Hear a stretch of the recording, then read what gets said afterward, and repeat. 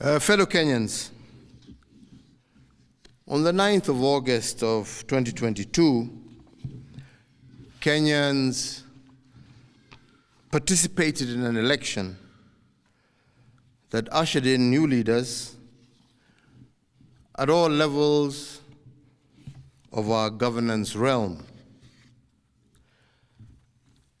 Following a dispute in the presidential election, a petition was filed in our Supreme Court for determination of validity of the results, and the Supreme Court has today pronounced itself on this matter. When I was sworn in as your president, I made a pledge to the country,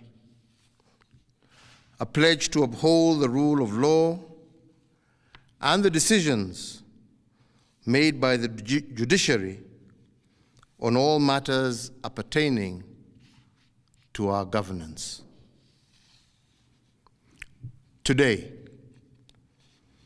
the Supreme Court made a ruling on the presidential dispute, upholding the results announced by the Independent Electoral and Boundaries Commission on the 15th of August, 2022. And in keeping to the pledge that I made to uphold the rule of law when I took the oath of office, I commit to executing the orders of this court to the letter. The process of handing over is in progress through the Assumption of Office Committee, which actually has already begun its work as of August 10th, 2022. And indeed, it is my intention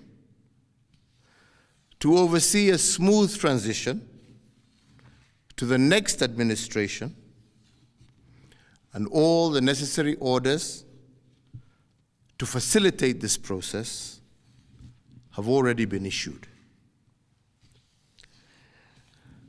And because democracy is a work in progress, I urge the country to respect the institutions that midwife our new leaders.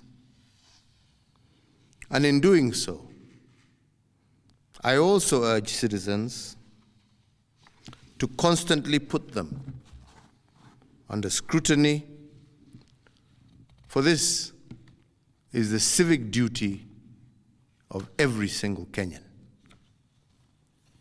In particular, this civic duty requires every citizen to constantly put the truth presented by our constitutional institutions to test. And they must test them for coherence, but also for correspondence. They must constantly scrutinize the coherence of the truth given by these institutions, and to ask themselves whether the truth has been coherent from one election to another. Has there been a consistent pattern that is acceptable to our democratic ethos? We must ask ourselves, is it about numbers, or is it about process? Which of these two is it? And can our institutions rule one way in one election and another way in another election without scrutiny? I do invite you, Kenyans, to keep vigil, and indeed to hold all institutions to account. The second thing we must place under scrutiny is whether the truth given by institutions has correspondence. That is, do the truths given by our institutions correspond with what is observable by the citizen? True beliefs and true judgments must correspond to the actual state of affairs. But do our constitutional institutions meet this threshold? While we must appreciate these institutions, we must also hold them to account at every juncture. And their truth has to be consistent and coherent. This is the only way we will build our democracy. I want to take this opportunity to thank every single Kenyan for holding a peaceful election. And for this, I want to thank God, and I want to thank our political parties, but I also want to thank every single individual Kenyan for bringing us thus far.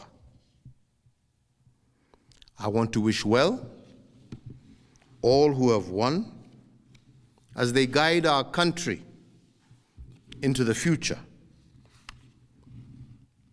And I thank you all for the opportunity to serve, and I say, may God bless you all, and may God bless this great Republic of Kenya. Asante.